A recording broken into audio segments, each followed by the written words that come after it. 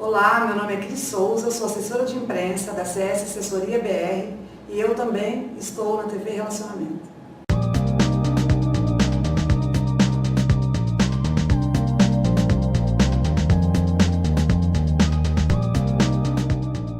Olá, internautas, iniciamos mais um programa Gestão Executiva e temos aí a honra de receber um profissional que vai nos dar informações belíssimas sobre licitações públicas. Felipe Luminha, muito obrigado, viu, pela tua presença aqui. Eu que agradeço. Tá? Agradeço a Cris, né, que acabou nos trazendo você. Tá? Sim. Felipe, conta um pouquinho para os nossos internautas onde você nasceu, tá?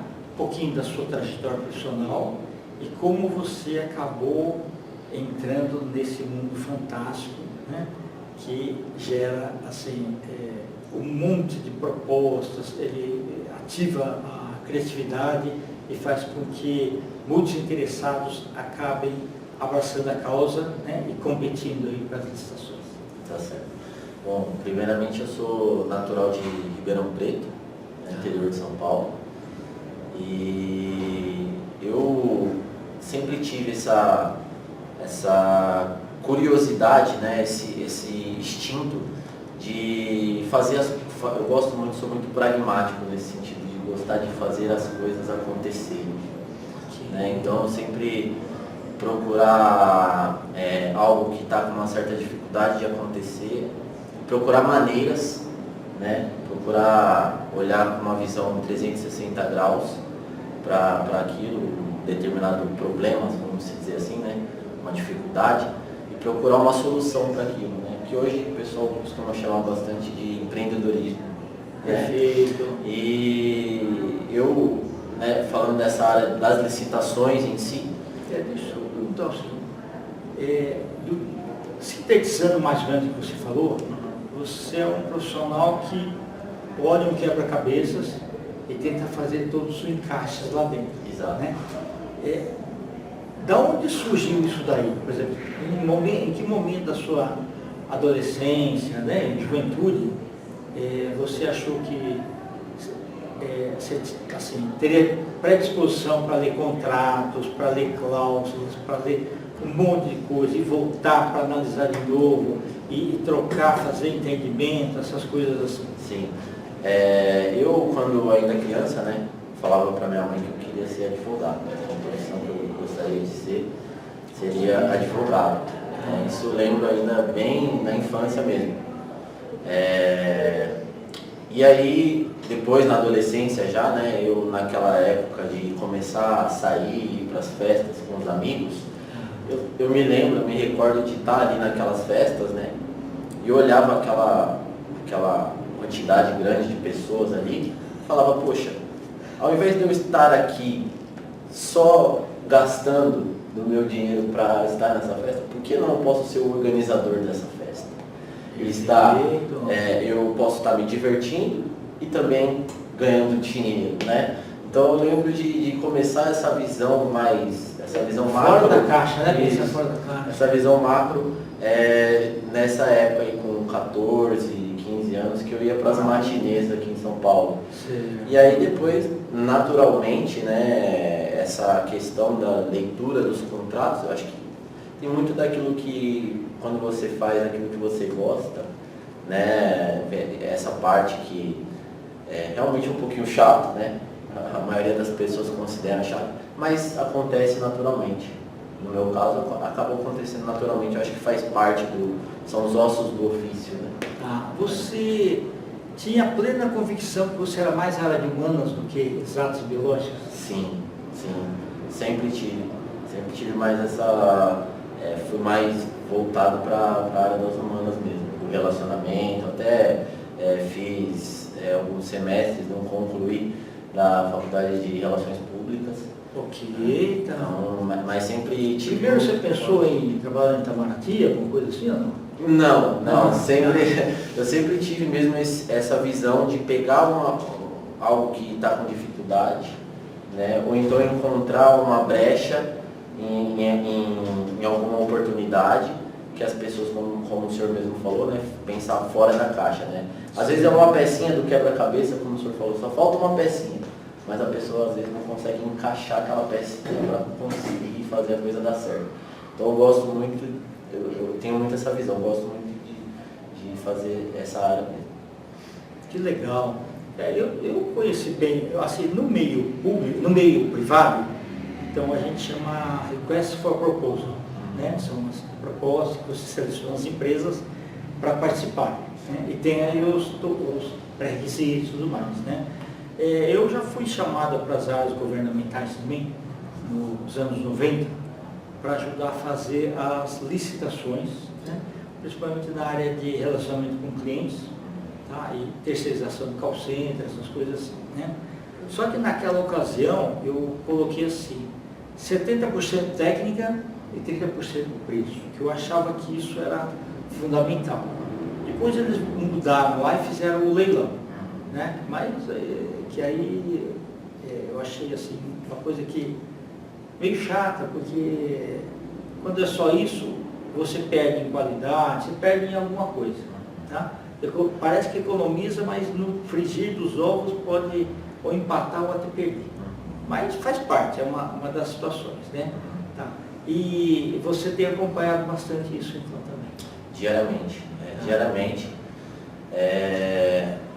E assim, falando especificamente dos pregões eletrônicos, né, que é a área que eu me especializei, né, desde o pregão eletrônico está no Brasil desde 2012, né? Okay. Porém, né, a gente sabe que ainda não era muito utilizado ainda no país, né? A gente sabe que a coisa... Você falou um negócio muito interessante, porque os internautas estão falando. E o antes? Antes era envelope. Sim. Você tinha que fazer o envelope lacrado, presencial, entregar lá, né, na frente de todo mundo. Sim. E era aberto na hora e... Sim, exatamente. E aí, ali, como se diz, né, o pau quebrava. E hoje, então, a partir de 2012, o pessoal manda eletronicamente, né? 2012 foi o início, né? Mas assim, começou a acontecer mesmo o pregão eletrônico, né? Migrou mesmo do presencial para o eletrônico mesmo, após a pandemia.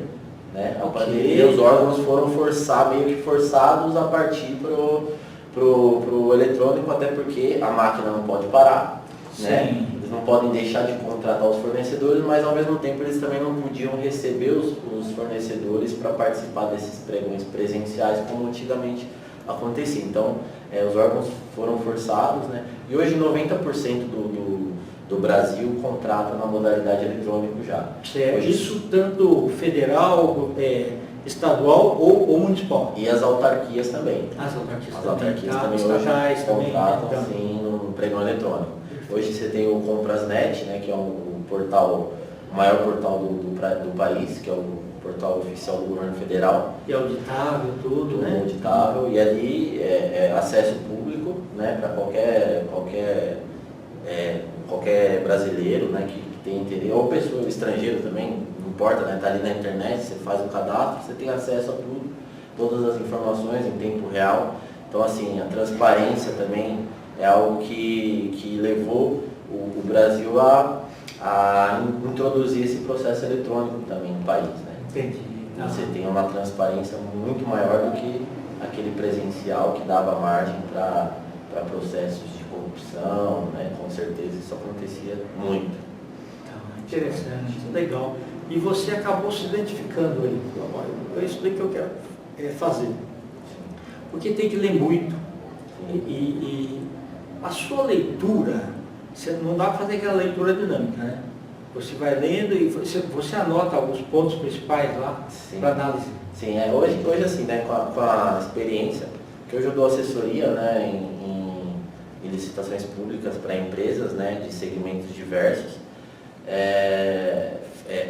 voltada para os processos nas modalidades eletrônicas. Então, hoje eu não vou representar nenhuma empresa hoje ainda numa modalidade presencial, que ainda acontece no Brasil. Né? Hoje municípios com até 20 mil habitantes no Brasil ainda podem contratar na modalidade presencial. Só que todo esse processo ele ainda tem que ser registrado, tem que ser filmado, tem que ser gravado. Mas talvez, agora com a avanço da internet, daqui uns 10 anos já vai ser 100%. Acredito que sim, até menos. Até menos. Porque né, o aproveitamento que se tem tido, né, do próprio governo e das empresas também, se você pensar do lado do empreendedor, do empresário, para ele também é uma vantagem, porque ele não tem essa despesa, né, por mínima que seja, de se locomover até o órgão para participar da licitação e não saber se vai ganhar ou se vai perder, né? Às vezes o cara podia estar apagando um incêndio lá na empresa, mas ele foi participar de uma licitação e não deu certo, não aconteceu como ele imaginava, né? E acabou na empresa não conseguindo cumprir a agenda. Então assim, eu sei porque eu entrei nesse universo por conta do meu pai. Ok. Você até perguntou no início, né? Isso. Como que você... Meu pai era da escola antiga, do presencial. Okay. Então eu via meu pai sair daqui de São Paulo, por exemplo. Não, e com aquele montão de pasta em papel, né? Um calhamaço de documentos, né? E saía daqui, ia para Paraíba, ia para não sei aonde, participar do Paraná, ia para lá, ia para cá, para participar de licitações. Só que é isso, né? Hoje o empresário ele tem essa facilidade da onde ele estiver com internet e computador, ele participa desses grandes contratos do governo. Eu já fui para Brasília também com a pastinha. E é um tiro no escuro, né? Antigamente você ia, né? Sem saber o que ia acontecer.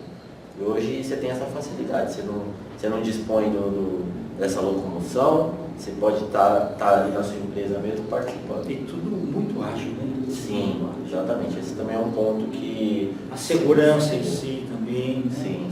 Que legal. Sim. Mas fico feliz que você esteja gostando aí dessa área. E referente à leitura, né? Também o senhor perguntou, a gente acaba criando um processo, né? Para fazer primeiro para fazer uma avaliação de se realmente aquele negócio que aparece ali é uma oportunidade mesmo, né? Ou se é uma possível oportunidade. Então, parte daí, né? Porque às vezes você olha o número, a quantidade sempre o governo contrata em grandes quantidades. Sim. Mas às vezes tem alguns outros fatores que influenciam numa contratação, num fornecimento desse, que de repente para você naquele momento pode não ser um negócio ideal, mas que para o José, para o Manuel, pode ser, né? É o mesmo item que os três, né? Vamos colocar três, vão fornecer, porém, de repente, por você não estar localizado, você não está com uma localização, né? A sua sede não ser uma localização privilegiada, vamos dizer assim, como a dos outros, não está tão próximo de onde vai ser o local de entrega. Então tem vários fatores, tem prazo de pagamento do órgão também, que eu ofereço também para os meus clientes, né? Eu falo, esse órgão paga com tantos dias, esse paga com tantos. Então essas informações para a empresa, na prática, são importantes, são relevantes. Porque assim, se, sei lá, fala que vai pagar você depois de 90 dias, deixa eu ver se você aguenta, né, aquilo lá durante 90 dias. Tem caixa para segurar. Para segurar a empresa, mas... e aí tem de todo, tem órgãos, cada órgão tem a sua saúde financeira, né? Então tem órgão que, o padrão que a gente costuma falar nesse mercado é de um órgão te pagar com 30 dias após o fornecimento. Até aí ok, né? Mas eu já vi órgão pagar o fornecedor com 120 dias, por exemplo. E aí eu não posso falar, por exemplo, que não é negócio. Pode ser que o cara tenha uma empresa e para ele seja interessante um negócio desse. Sim. Né? Mas um outro cara que fornece o mesmo item, talvez não seja interessante. Né? Mas como eu também já vi órgãos pagar o fornecedor com 3 dias após o fornecimento. Entendi. Então, são informações que eu forneço, né? Através dessa assessoria, que eu faço um estudo analítico do mercado, os possíveis concorrentes, né? O histórico de compra daquele item por aquele órgão, né? Porque são compras recorrentes nessas compras, né? Elas acontecem normalmente todo ano, né? Principalmente itens essenciais, água, papel higiênico, papel toalha, pneu, ração animal, esses tipos de itens, assim, são itens que têm compras recorrentes. E você assessora também empresas que, às vezes assim, naquele momento, você analisando, fala assim, olha, está pedindo aqui alguns requisitos que ainda faltam, ou estrutura física, sei lá, alguma coisa assim. Aí às vezes aí você tem que falar, olha, para você colocar mais um andar com tantas pessoas e tal, vai te custar X. Aí tem que fazer a conta se compensa ele fazer todo esse investimento para participar, né? E se ganhar, tem o seu tempo de entrega muito rápido, né? Então, isso financeiramente pode sei lá, dar um subterfúgio lá de, assim, eu participo ou não participo, né? Sim, dessa definição, como eu até comentei anteriormente, né? Se aquilo é uma oportunidade de fato ou se é uma possível oportunidade, né? Então a gente vai colhendo algumas informações básicas de início ao passo, né? Como essa que eu te falei, prazo de pagamento do órgão, local de entrega, etc. E aí após isso a gente começa a destrinchar ali o edital. Perfeito. A gente pega o edital e começa a destrinchar ele, começa a entender exatamente como que aquele contrato ali vai acontecer, né? E aí a gente vai encaixando as peças aí para poder fazer o melhor fornecimento aí possível. Normalmente quando as empresas te contratam, eles já têm basicamente o edital, né? Não. Esse processo também faz parte da assessoria que eu dou. O duro é o seguinte, quer ver? Ó, Estado de São Paulo, 574 cidades. Brasil inteiro, 6 mil cidades. Antigamente você tinha que assinar o diário oficial de cada local, então você recebia aquele montão de jornal todos os dias ali, que fica difícil. Hoje, como pega eletronicamente isso? Sim, hoje tem algumas ferramentas na internet, né? Tem alguns sites que foram criados, né, para ajudar esse trabalho mesmo, né? Então, esses portais, né, como Comprasnet, você tem o BEC, que é a Bolsa Eletrônica de Compras do Estado de São Paulo. É como se algum deles pegasse fisicamente aquela página, destacasse se der. Isso, né? Exatamente. Aí esses portais eles são vinculados, né, a esses sistemas.